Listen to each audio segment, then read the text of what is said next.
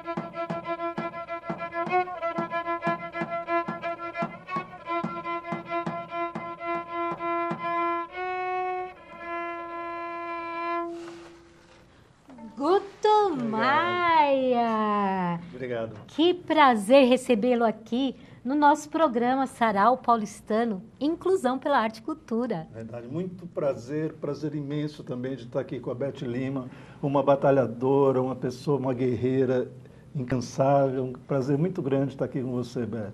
A gente não para, né? Nem verdade. não podemos. A gente tem que brigar muito pela arte, pela cultura. É verdade. Principalmente para mostrar o talento das pessoas que a gente diz que elas estão nessa área da inclusão, não é? Guto, qual o nome dessa música, o autor? Esse é o Trenzinho Caipira, do Vila Lobos, uma música extremamente tradicional. E eu tenho um trabalho muito intenso de docência com a inclusão. Então, a arte ela é primordial para que a inclusão tenha muito mais evolução. Então, com os meus alunos, eu faço o trabalho não só de canto, né? A gente tem o coral, eles cantam, eles tocam e principalmente eles ouvem também. Então, esse trabalho é um trabalho de audição também. Mas o que é que você pesquisa e qual o foco desses estudos? A pesquisa que eu venho desenvolvendo há quase 20 anos, sobre inclusão e a relação da inclusão com o aprendizado, a relação da inclusão com o mercado de trabalho, especialmente, que esse é o grande sofrimento das famílias que têm pessoas inclusivas, que é saber se a pessoa vai poder ser apta ao trabalho, e esse é um sofrimento, além de todos os outros, que acompanha profundamente a evolução e o crescimento das pessoas com necessidades várias, que não são bem absorvidas pelo mercado ainda, né? As leis todas estão acontecendo, tudo está sendo feito de forma a atender cada vez melhor as pessoas com deficiência, mas está bastante longe ainda do ideal, né? Então a gente tem que fazer um trabalho de capacitação, um trabalho de formação, um trabalho de treinamento constante de pessoas com deficiência para que elas tenham capacidade de estar se colocando cada vez melhor no mercado de trabalho. Então esse trabalho que eu faço é com jovens, né, a partir de 12, 13 anos, crianças também, a gente tem um trabalho com crianças, adultos e também terceira idade. Então a inclusão ela é global, ela é totalmente diversa e com muita alegria sempre, com muita arte, como é o Sarau Paulistano ligado à cultura da arte, da música e da literatura. Isso é fundamental para que a gente tenha atalhos, né, para conseguir evolução, especialmente com pessoas com necessidades especiais que são extremamente sensíveis, né? Então a alegria ela é fundamental e se tornar o tempo inteiro também um aprendiz, a gente aprende com eles o tempo inteiro. Por isso que eu sou músico desde da adolescência, porém eu me desafio o tempo todo a estar estudando, aprendendo. Então o violino para mim, por exemplo, é uma conquista recente, né? Então é um instrumento que eu estou começando a desenvolver exatamente para poder ter essa insegurança do aprendiz. Já que você falou do violino, sim, quando e de que forma a música entrou na sua vida? A música entrou muito, muito cedo, desde sempre. O meu pai tinha disco de 78 rotações, antigos, assim, ele tinha uma coleção imensa de discos de cantores, Vicente Celestino, Nelson Gonçalves, grandes cantores antigos, né? E eu cresci com essa influência, ouvindo essas músicas maravilhosas. Então isso daí me deu assim um conhecimento musical, especialmente música brasileira, muito grande. Quando eu comecei a estudar, comecei pelo piano aos 7 anos, estudei dos 7 aos 10, música clássica, então isso veio acrescentar ao trabalho que já vinha sendo construído, né, de ouvir bastante. E depois, com 11 anos, eu conheci o violão e aí me apaixonei pelo violão e acabei me desenvolvendo bastante no violão. A vida toda eu trabalhei com guitarra, violão, instrumentos de corda, né? Foi assim a grande especialização que eu fiz. E assim, o seu pai, a sua mãe, também eles eram dessa área artística? O meu pai desenhava, meu pai era desenhista arquitetônico, né? E a minha mãe era apaixonada também por música, cantava. Então essa influência foi muito forte desde pequeno, né? Eu com 4 anos eu comecei a tomar contato com o desenho, com a escultura, e um dos fatores que me levou à inclusão foi o fato de ser canhoto. O fato de ser canhoto, e aos 4 anos eu comecei a perceber que isso era uma diferença.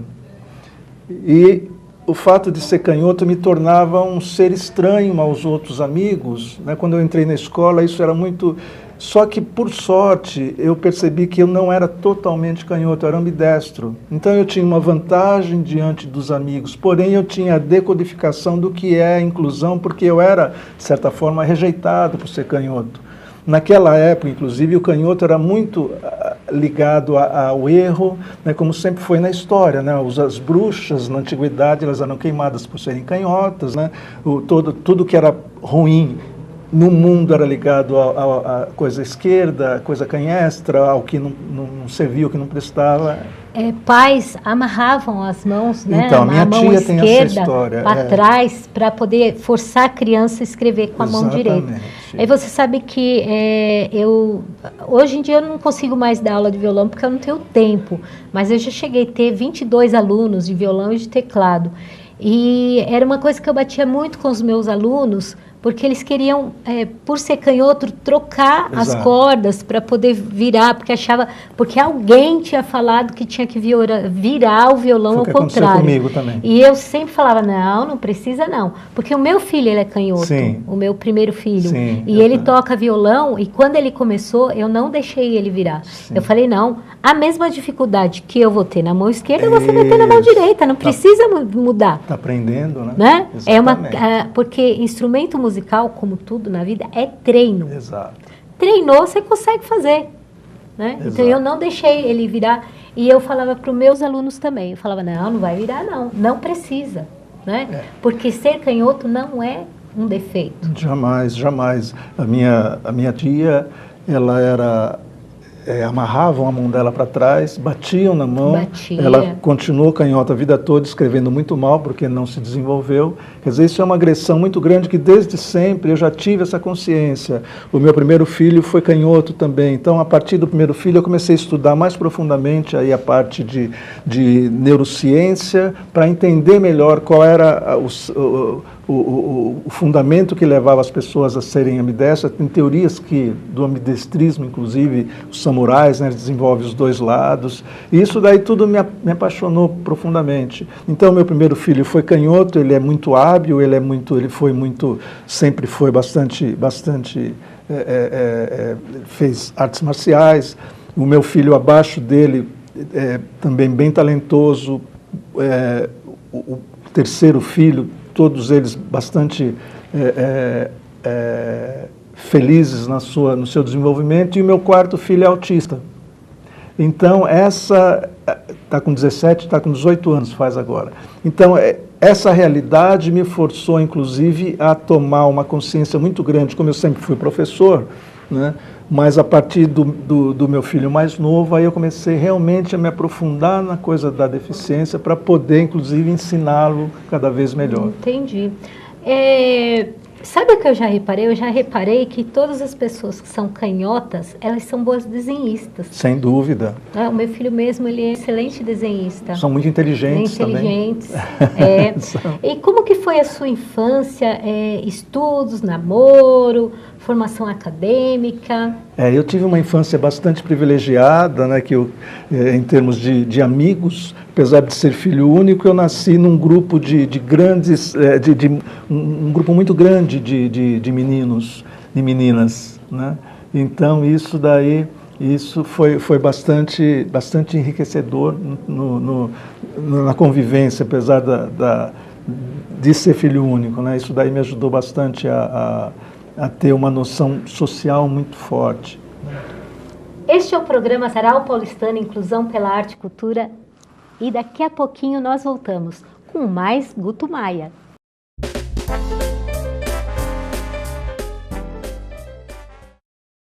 Sarau Paulistano, Inclusão pela Arte e Cultura.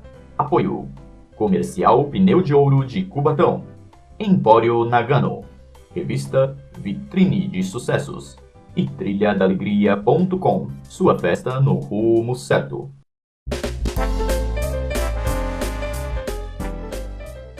Estamos de volta com o programa Sarau Paulistano, Inclusão pela Arte e Cultura. Hoje com uma entrevista muito gostosa aqui com Guto Maia, esse eterno apaixonado pela cultura e eterno apaixonado pela educação cultural das pessoas com deficiência. Guto, Sim. Quando você se tornou um músico profissional? Aos 16 anos, pela habilidade que eu adquiri no violão e pelas músicas que eu tinha, inclusive no repertório, que não eram comuns aos garotos da minha idade, né? Eu tinha uma atenção especial pelo diferente que era o repertório. Eu cantava músicas antigas com uma roupagem nova, né? Era a época de bossa nova, eu já dominava também, eu gostava bastante, me apaixonei profundamente pela bossa nova, pelas harmonias, pelas dissonâncias, né?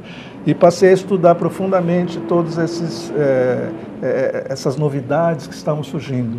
E aos 16 anos eu comecei a tocar, eu recebi um convite num bar chamado Sem Nome, ali na Doutor Vila Nova, que eu frequentava, apesar de ser menor, meu pai me autorizava a ir, porque era um bar de música, tinha músicos e tal, e meu pai me deu autorização para frequentar. E eu passei a tocar com a moçada lá, e lá quem frequentava era assim, Chico Buarque, era Tim Maia, era o Vando no bar de cima, o Benício de Paula, Celso Machado, Filó Machado, então eram feras. Ou seja, assim, você sempre esteve no meio já da cultura mesmo, né? Dessa coisa, assim, principalmente da música, né? E era uma época muito efervescente. E o teatro?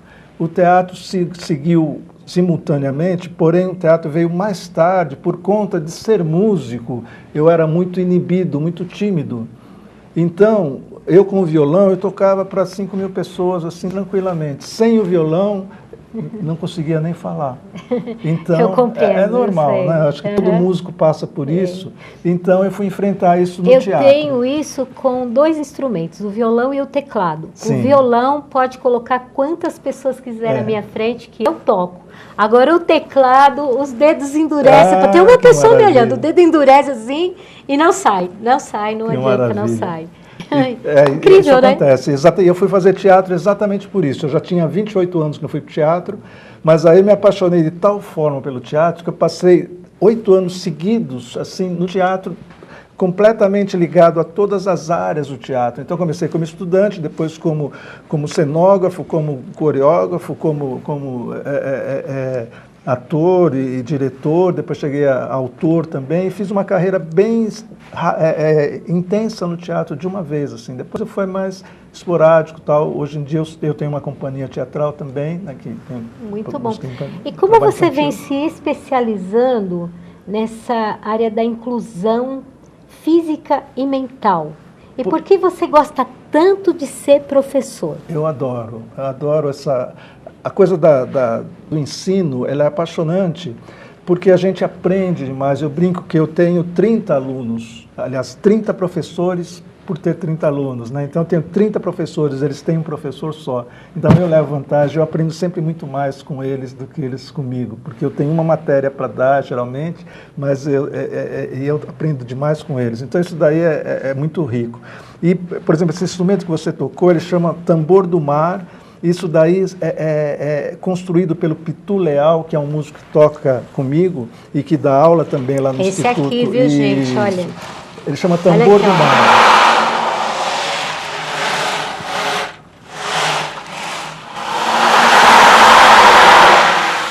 Ele é cheinho aqui de umas miçangas e umas bolinhas de isopor pequenininhas. E ele é feito com garrafa PET, né? Exatamente. Ele é feito com nós trabalhamos por lá. Por isso que dá esse som, né? Essa percussão tão... a gente trabalha com instrumentos de material reciclado também. Então a ideia é mostrar a criatividade para os alunos de forma que não haja barreira nenhuma, nunca para nenhum tipo de aprendizagem. Então a música, a alegria, os personagens que a gente cria para se divertir faz parte da parte didática também. Por isso essa paixão muito grande pela... Guto, fala um pouquinho para a gente do Dodói da Gigi. O Dodói da Gigi foi um desafio que o jornalista Chico Alves, que é um amigo, um compadre de algum tempo, né? Ele é um grande poeta também, é músico, ele é ator também, e ele lançou um desafio. Ele tinha um livro em 2007, que teve apoio do PROAC. Esse livro chamava-se Dodói da Gigi, pelo fato da filha dele ter tido leucemia aos 2 anos de idade. Então, até os 9, ele lutou com o tratamento dela. E ele registrou isso num livro belíssimo, assim, muito singelo, muito sutil e muito poético, um livro infantil, e muito bem ilustrado também, que fala da leucemia de uma forma a desmistificá-la, a tornar o fato do tratamento ser muito melhor aceito para as crianças e adultos em geral, né? O medo da doença. E esse livro foi distribuído gratuitamente em vários hospitais, no GRAAC, no AC Camargo, em vários hospitais infantis também. E Em 2014 ele falou se eu não queria adaptar para o teatro. Né? Eu estava há muito tempo afastado do teatro, quase 20 anos que não atuava, né? Não dirigia também, eu estava mais ligado à música, mais ligado à docência, né? Aí ele falou, você não quer dirigir esse trabalho, a gente adapta para o teatro? Eu falei, olha, eu acho muito excitante a ideia, mas não acho que vai ter porque é um tema muito delicado, muito árido, né, para se tratar. Eu sei que aí a gente conversou mais um ano, o trabalho foi aprovado pelo PROAC, teve um apoio oficial da Secretaria de Cultura, e aí resolvemos, falei, não, então tá. Eu chamei dois atores veteranos e 3 atores jovens e montamos, e aí no fim eu acabei entrando também como ator, tocando, enfim, foi uma diversão, a gente está mais de um ano em cartaz com o trabalho. Guto, o nosso tempo é tão curtinho, né? Eu quero que você volte ao programa Sarau Paulistano. Prazer, eu quero que você traga aquela bailarina que você tanto Aline fala. Fávaro. Sim, né? sim. Então, eu quero que você traga, tá? Porque, assim, a gente tem muitos assuntos, né? Muita coisa boa para mostrar. Sim. Gente, o talento das pessoas com algum tipo de deficiência, síndromes, né? É fantástico, é fantástico. E você ficando aqui com a gente no programa Sarau Paulistano vai conhecer tudo isso. Quais são os planos para 2017? Então, 2017 eu estou preparando vários cursos ligados à parte de teatro para comunicação, ligado ao teatro para a inclusão, música para a inclusão também. Lá no NID, onde eu dou aula há mais de um ano, nós vamos sair com o bloco Loucos pelo NID, que é um bloco que vai desfilar pelas ruas do Ipiranga até o mercado do Ipiranga, e nós criamos uma música que é de estudo a respeito de inclusão. Eu queria mostrar essa música, se você me permite. Com certeza. Nós estamos chegando ao final do nosso programa, mas o Guto não vai sair daqui sem mostrar essa música pra gente, né? E é uma letra que fala de inclusão, é uma letra que fala exatamente da diversidade e que vai ser a gente vai desfilar com uma escola de samba, vai ser bem bonito lá no Ipiranga. Quem puder acompanhar vai ser bem legal. Tá bom? E você que está assistindo o programa Sarau Paulistano Inclusão pela Arte e Cultura, você tem uma história bonita aí para contar, uma história de superação? Você tem também algum instrumento, que nem esse aqui, ó, um instrumento de reciclado, ou algum trabalho de artesanato que você gostaria de mostrar aqui no nosso programa? Entre em contato com a gente. Seja qual for a sua história, nós vamos colocar aqui no nosso programa. saraupaulistano@gmail.com ou entre em contato comigo, Beth Lima, pelo telefone DDD 11 98654 3195. Estamos terminando mais um programa Sarau Paulistano, Inclusão pela Arte e Cultura, e a gente fica agora com mais uma música de Guto Maia, que o nome dessa música é Sambinha Enredo 2017. Quem fez essa música? A autoria de quem? É a autoria de Guto Maia. Fiquem todos com Deus e até o próximo programa. Muito obrigado.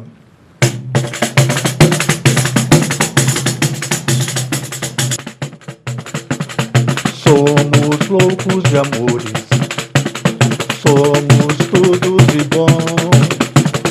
Quem quiser vem com a gente, é só cantar, mesmo fora do tom. Quem quiser pode vir.